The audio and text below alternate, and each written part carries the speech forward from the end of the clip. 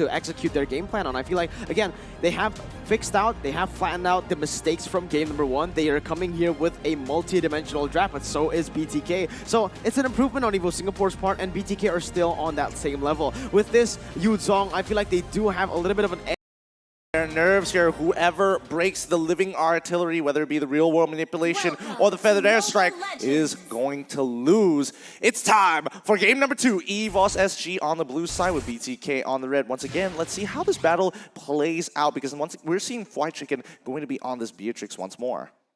Let's see that it's a Beatrix versus the Brody matchup. Previously, it was Brody who has got the advantage here, but since the reinvention of the Renner build for the Beatrix, now teams have found out how to beat almost any lineup, and that is really what makes Beatrix an OP hero to me, because there's so many ways you can deal with the laning stage just because of having 4 weapons to boot. Absolutely. Now we are going to get to the stage where, again, both teams, they don't really want to play very aggressively right now. They're still waiting on Karina to get that level 3 power spike, perhaps even the level 4 power spike. Same goes for EVOS Singapore. They're just clearing the waves, getting some setup done, and then they might try to translate it to something. But both of the junglers doesn't want to go for anything. But now, Shark.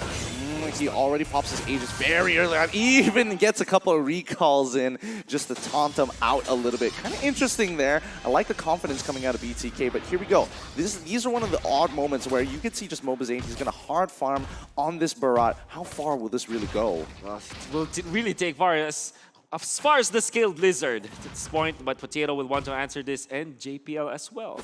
Oh, this could be a potential early Daytona's welcome here. He's going to be locking up. Oh. All right, very interesting. He goes down there. Whoa. Not entirely sure what happened. It could have been an early cancel. Hard to say. Hopefully we get a bit of a replay, but you can definitely see that Mobazane realizes, man, that's a little unfortunate there. A little unfortunate indeed, or it could be the interaction with the Guardian's Bulwark. Exactly, that's the thing I wanted to say. That was the interaction that they didn't expect, they didn't know. This is why the Lolita is such a good flex. It's such a good cheese pick that turns into a meta pick, and now a fight brews again. Oh, yep, there we go. The Turtle is going to be going over to EVOS SG, but Victor now trying to engage this and force this fight here, running in towards Mobazane's side, like the final blow already used. He finds a kill on the Matilda, but he's so low. Potato is in trouble. He dies. Over double kill going over to Gear, but Victor has done a very, very good job at finding these exit kills on Potato. Again, what I do want to say, that was a misstep by Mobazane in both of the times. The first time getting caught, and the second time just now overextending, overcommitting. Sure, they were able to get a kill onto Potato, but that wasn't a clean kill. You had to die as well, and Mobazane, as we all know, with this Barat, needs to get the big guy stacks. See that in the lack of the retribution holder for the side of BTK, they were able to get the turtle, and then eventually the control coming out from this Eve. This is really what makes Eve so strong in the metagame right now. The control of a massive amount of area and the early levels. So you don't need much items actually. It's because of the fact that you can just really spam out those skills. All you need is a little bit of a slow with the Ice Queen wand, and you're good to go. You can really fight as the Eve. All right. I mean, we're waiting for that one item, but the same can be said about BTK. I mean, with Farsa, Zia, he's already got that one kill. Yep. Wait, hold on. Sayla is going for Impure Rage, while Zia is going to go for Mystery Shot. So we're expecting Zia to get that first item first. JPL already going for this initial engagement to trade against both Zia as well as Shark. Sayla backs away, and we're seeing Mobazane back on this top side and a full rotation at the same time. I want to also add, you talked about the Mystery Shot onto Zia. He also went for the penetration boots, which normally isn't the choice for the mid lane Farsa, as you kind of have to depend on your mana or maybe some top boots so that you can get out of the fights. But this time he wants to go offensive. He knows that he needs to deal the damage in a short period of time, and that's the understanding from BTK. It looks like it will be aggressive again. Yeah, well, speaking of aggressive, let's see how they're going to play out this mid lane. Both sides just taunting each other to see who's going to make that first move, but it looks like nothing is going to be earned since BTK has turtle priority. Oh, look at the top side though! Oh, here he manages to get the eye for an eye. I'm not going to lie, he's kind of sick on this Benedetta. He has not missed a beat so far, but let's see how this plays out. Victor is going to start this initiation, but it's just zone out the rest of the team. Yeah, again, BTK really strives in these 5v5s. You know, when they just group up as 5, look for the neutral objectives, it's really good. But EVO Singapore, what they need to do is look for trades on the board. They can't really go and rotate like that because that's the entire draft for BTK, as now an engage is going to happen. Guardian's Bulwark already up, and Fly Chicken didn't commit all the way through. Adamir's going to get a really good trade against him for now, but that just, it looks like there is no wave to crack open that tier 1. A little bit of a disconnection in there as the Circling Eagle kind of pushed the Lolita away from the range of the Feather. There's like, especially the Feather, it's like if you put it on the tip, there's extra like range you get from it, but it wasn't enough to reach JPL because of that push from the Circling Eagle. At this point right now, EVO Singapore, they need to start playing for that bottom side. As you can see, Adamir is actually very good in this matchup, actually doing very good. Like, even he's going even against Fried Chicken, and that's the thing. When Brody goes even early on and gets to that level 7 mark, gets to the level 4 mark, that's where you start winning. When you get these crazy trades on and you go for the all-in, Beatrix, sure, she can answer, but it's actually really hard, much favoring the Brody now. Yep, speaking of which, Fried Chicken actually using the Beer's passion on towards JPL. That opens up that tier 1, and now we're already seeing Potato get on towards Shark here. Circling Eagle, gonna buy a little bit of time, but he goes down over towards their jungler's side, and EVOS SG currently holding strong. His Gear has cleared the wave, despite it being 2v1 on top side. Gear, this guy's so on point, like you said, haven't missed a beat, and that's exactly what he continues to do here. He clears the waves, baits out a member to the top side, and now Mobazane is going to be targeted. Oh! That's what you'll want to see, Gear. Getting the kill with the execution. He's 3-0-1 right now. I'm very excited to see Benedetta pop off once again. Yeah, we could see as well that Mobazane looks like he's not that used to going for the jungler. Barats is not really working with his teammates, and now they're having a lot of problems. Oh, that actually kills through the Aegis here. Zia ends up going down. That's a little sad. I mean, the guiding wind and the Aegis was just not enough. Adamir with just a Blade of Despair doing some good work. Now, EVO's actually going to be hovering around the turtle, and it looks like BTK just have to give it up. This is the mid game, man. In the mid game, EVO Singapore will have a huge power spike, and that's exactly what they're utilizing to get the gold lead. They've taken one turret, one turtle, and actually 2 turtles, and now they're trying to get Snowball all across the map by invading and looking for more picks. But even if they go for an all-out fight, they're going to win. No, and now they're already looking for Fried Chicken here. It's going to be Feather Airstrike. Numenon Blast is going to come down, but JPL really not getting any value out of that ultimate as they all disengage. You know, speaking of the items here, I'm going to throw it over to you, Mirko. Potato did... Oh, wait, hold on! They find the initial kill for the side of BTK. A little bit of retribution back as the second kill has come on over. Potato finding his initial shutdown on towards Fried Chicken. The mid lane now opened up, and the question still is Winter Trunchet plus Calamity Reaper. Is it the new build? Is it the new way to go? Oh, wait a minute. Okay. I mean, JPL should be fine. Guardian's Bulwark is up. Oh, but that last kill for Shark, he's wanting to go for this kill so bad. The Soul Bloom is going to finish him up, but the back line is now getting attacked with Gear, buying a little bit of space and time for the rest of the team, and even Potato not daring to walk any further than this. You gotta talk about BTK as well. Their draft right now, honestly, like that Farsa is not gonna be able to have a good time here with basically Potato, Gear, and Sayla able to reach him with such like ease. It's gonna be really hard for BTK to look for these crazy fights on the board. Same thing goes for Fried Chicken. It feels like the backline of BTK won't be able to participate in most of the fights. I think not more than that. BTK want to get a little bit more aggressive, and oh no, Mobazane gets caught. He gets pushed in. He has to use the Daytona's Welcome. He ends up dying. The Cyclone Eye, a mishap for the side of Mobazane. That's a little sad, but here comes Fried Chicken looking for that one shot out to JPL, but he manages to get the Guardian's Bulwark just in time. He lands the stun, but the Guiding Wind is going to pull him back into safety. Huge save coming in from Shark. Victor now chasing Gear down. Gear patiently waiting. The shot residue comes on through. He's looking for the 1v1, but ends up biting more than he could chew. The eye for an eye was a good idea, but Victor, shot residue just too good. Oh, he is able to stabilize this lane as well for his team. That means that at least they have one static lane to go for the farm. And now for BTK, they have lost their turret in the bottom lane. Maybe they can push another lane here, or maybe contest this turtle that actually just turned into the Lord. 9 minutes into this game. We're gonna see how EVOS SG will try to control this Lord area as Victor split pushes top. Oh, wait, bot side. Oh, they've already found the mega kill here. Potato, he's starting to snowball really well, and it looks like it's going to be a full mage build coming out of him. He wants to one-shot his targets and fast. Oh, and that second turn, that bottom side, is going to be huge for the side of EVOS SG. They're going to use that to actually pressure the Lord side, and BTK, they might be forced to go for another fight here. Remember this, when they do go for a 5v5, JPL has the amazing ultimate. Adamir actually doing it really well. Is actually juking every single feathered airstrike there, and it will be one of the huge ultimates already burnt out before the fight even happens. I mean, we say that one of the big ultimates come out, and even Adamir using the torn apart memories. It's on a shorter cooldown, to be fair, but at this point, the question is, how many items does Zia have in comparison to Adamir?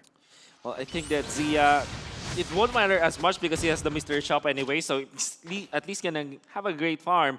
And that is not that true for Sayla, who only has got Ice Queen 1 the last time I checked. I think his next item will be Brute Force Breastplate, so that whenever BTK wants to go for the backlines, at least he'll be able to tank up and then get the shields from the passive of the Lolita as well as the ultimate, the passive component of the ultimate. Right now, look at the positioning of the side of EVOS Singapore. They're actually playing for that top side, looking for trades on the board, but because Potato has disappeared, has ran away. Oh no, Adamir! Oh, Adamir, he's definitely going to die here. It's going to be 2 ultimates being dedicated to him, and now JPL falls in the line of fire. Zia has more than enough damage to shut him down. This is going to be a Lord initiation. Oh no, that was a costly mistake coming out from Adamir, showing himself in the bottom lane, and the pincer maneuver from BTK, we talked about this. Oh, pincer, indeed, and they find the initial kill on towards Matilda's side, but Fried Chicken looking to snipe somebody down. They are looking to trade so well, so good. Potato manages to outplay the situation, getting a triple kill off of that. A great Winter's Truncheon. Dodge it, Maniac. Can he get it? Give it to him. But no, they're playing so objective-based. Potato, oh man, I definitely would have gone looking for Zia, but he knows he can't chase him down. Beautiful. That was amazing by Potato, and now it's time to look at the replay. Let's see. All right, instant replay brought to you by Singapore Tourism Board, and this was beautiful by Potato. He went in, dishes a lot of damage onto Mobazane, then he pops the winner's truncheon, baiting so much, and actually Mobazane, he was forced. He didn't have anything else, and that's the thing about the Barretts. Once you go in, you need to keep on going. You need to commit, and he simply wasn't able to. Oh my goodness. For Mobazane, we have not seen literally one good Daytona as well come from him, and he has to pick up the slack and maybe not get tilted because of the factor. Maybe this is the play that they're looking for. Look, I would be tilted. Like the last time it happened is just getting blocked by the shield. Next thing that happens, you get stunned up, and then after that, it's an eye for an eye, and then on top of it all, you have Winter Truncheon already. Like they're just playing to make sure they don't get hit by the Daytona's welcome, man. Remember, literally everything. Oh wait, hold on, Shark already at 50% HP, but this might be a time to punish Potato. He tries to get out with the dash. No, he finally goes down. Sick of it, BTK start knocking at the door of EVOS SG as they open up mid-tier 1 and look for more here. Oh my god, that was a huge mistake by Potato. After getting the Maniac, now getting shut down. Without him, his team is gonna struggle, and just like that, EVOS are forced away from their turrets. Wait, Gear already. He gets stunned up, was not able to get the eye for an eye in time. Does he hold it? Yes, he does. He's dashing to buy. Oh my goodness, he's making everybody look at him. It's a cat and mouse game between BTK and Gear, who takes the Cyclone Eye to buy even more time. He doesn't get over the wall, but he still has plenty of dashes here so far. Look at that. 3 people, a cat and mouse chase. Oh, Fried Chicken tries to go for the tactical roll to snipe him out, but he's already got the eye for an eye. He's so good at this Benedetta. He's running so fast, and Mobazane is going to get hit by, JPL! A flicker of a lifetime to capture 2. And now Shark is on the run. Victor going to start this initiation off. There's going to be no feather airstrike for the follow-up here, but Adamir, he's so low, and Zia wants to take him out. A flicker comes on Quap with a real-world manipulation on top of Victor as he's trying to kill Potato. He's struggling, but the damage, it's so good. Shot Residue pulls him through. It's going to be Adamir who takes him out, though. They find the 1-for-1 trade.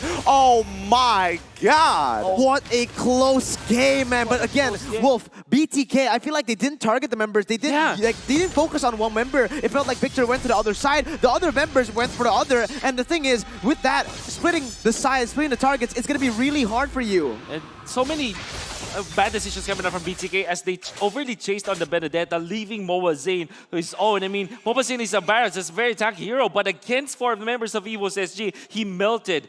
Very nice decision coming out from Victor to go for the potato, but it also created a disconnect from BTK, where BTK wanted to go for Adamir, so they chose to go for 2 people. Fortunately, they were able to get 1 kill, but imagine if they didn't get any, that would be disastrous for the team. I mean, honestly, a lot of moments could have been even more disastrous, but Shark, he is literally the savior here. He is the support coming in from BTK, saving his team members from some of the worst positions possible. You can see from the items itself, man, everyone has already a lot of items here in the 14th minute of the game. The goal is simply just in the middle. There's no one with the huge lead anymore. BTK, sure, they have the lead right now, 700 gold lead, but it can be overturned really easily. And the thing is, for both of the teams, what do you want to do?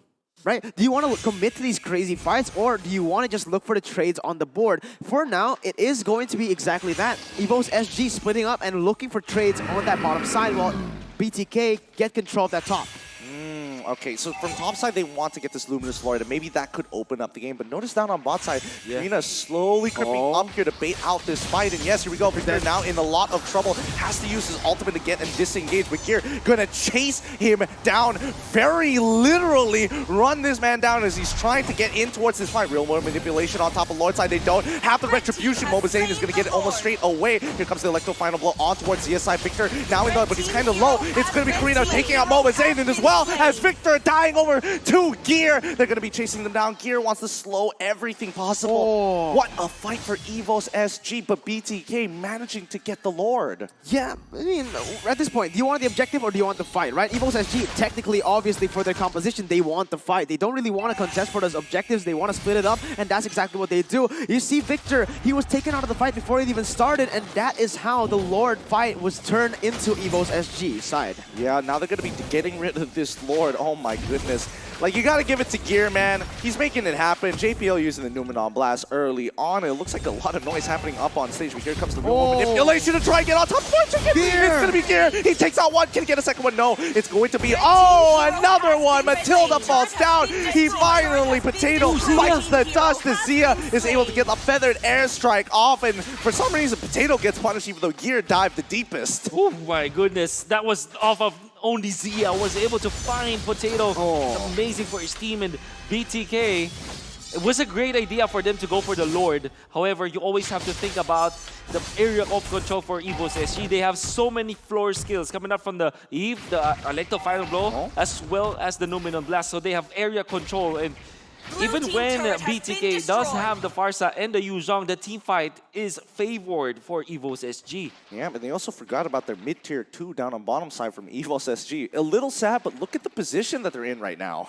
This is actually really good. Shark is going to face check, and he's going to get stunned up. Oh, no. That's a little unfortunate, but he is more than tanky enough. Mobazane so deep into the enemy line. Fire Chicken, he's looking for an opportunity. He lands it onto JPL, but he is a big tanky boy, and he's just going to shrug it off. You see Mobazane not even considering using the ultimate at this point. I think there's trauma in there, especially after getting all of his ultimates cancelled. We were hyping about how good of a setup this Daytona's Welcome is for better airstrike or the damage up of the Matrix, but close but no cigar for Mobazane. Oh, wait a minute though. Gear, he's been so on point on this Benedetta, 5-1-5. I really am interested to see how these team fights will break through once again, because, again, like I said, because of the Benedetta, Potato on that Karina and the Yves, it seems like the back line just aren't able to play whatsoever from the side of BTK. Every single time, either one of them are picked off the board before a fight starts, or Fight Chicken and Zia just are unable to get the damage done onto the right targets. Oh, yeah. I mean, I definitely saw what Gear is thinking there for a moment. He's like, maybe I could proxy this wave and cut it early on and pull attention to myself, but I'm guessing that the rest of the EVOS SG members said,